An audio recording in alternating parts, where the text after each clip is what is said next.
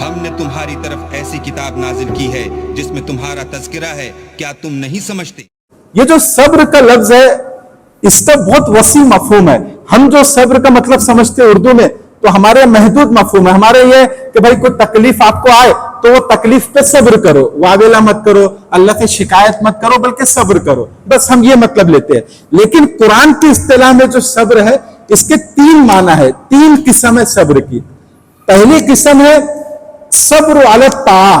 कि अल्लाह की इताअत पे सब्र करना, मतलब अल्लाह ने जो हुक्म दिया वो हुक्म करने में जो सुस्ती आ रही है, जो काहिली आ रही है, जो आपका नफ्स नहीं चाह रहा है, फिर भी उसके ऊपर अपने नफ्स को जमाना। अभी जैसे आप फजर में सोए हुए हैं, अब अल्लाह का हुक्म है कि उठो नमाज पढ़ो, लेकिन नींद का गलबा है, अब नफ्स नहीं चाह रहा कि मैं उठूं, मीठी नींद आ रही है, लेकिन अपने नफ्स को दबाना, अपने तकाजे को दबाना कि नहीं मुझे नमाज पढ़ना है, और अपने आप को उठाना, बिस्तर से अलग करना, ये भी सब्र है। इसको कहते हैं सब्र अला ताआ, यानी अल्लाह की इताअत पे सब्र करना। जो तकलीफ हुई उठने में, अभी ज़कात किसी को देना, अब ज़कात देना बहुत भारी पड़ता है भाई, 1 लाख ज़कात निकल गए भाई, 1 लाख रुपए निकालना बहुत भारी पड़ता है, कितना भी पैसा हो, लेकिन अपने नफ्स के खिलाफ वो 1 लाख रुपए निकालना ज़कात में,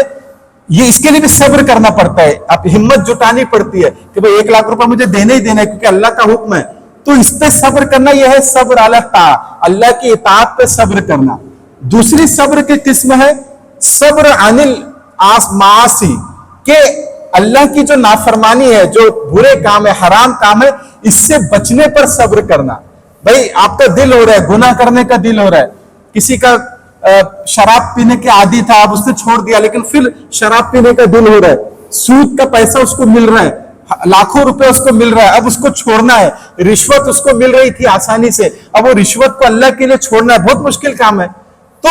अब इसमें जो मुश्किल पेश आ रही, अब एक इंसान रिश्वत दे रहे कि भाई 1 लाख रुपए लो मेरा काम कर दो, लेकिन नहीं लेना है, हराम है। एक इंसान सूद देने को तैयार है, शराब आपके सामने रखी है, आपका पीने का दिल हो रहा है लेकिन नहीं पीना है, तो इस पे जो जब्र करना पड़ रहा है, अपने नफ्स पे काबू करना पड़ रहा है, ये भी एक सब्र है, अपने नफ्स पे काबू रखना कि नहीं मुझे ये नहीं करना है, अल्लाह ने इससे मना किया है। इसको कहते हैं सब्र अनिल मासी, यानी गुनाहों से बचने पर सब्र करना।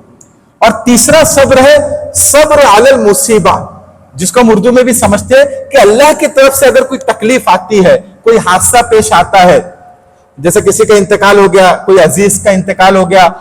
बेटे का इंतकाल हो गया, माँ बाप का इंतकाल हो गया, या कोई हादसा पेश आ गया, कारोबार में नुकसान हो गया, तो इस पे सब्र करना कि नहीं इसमें अल्लाह की कोई हिकमत होंगी, कोई अल्लाह चाहे इससे बेहतर अल्लाह ताला मेरे लिए फैसला करने वाले होंगे, ये सोचकर उस पर सब्र करना, ये है सब्र अलल मुसीबा। तो ये 3 तरह के सब्र यहां से मुराद लिए जा रहे कि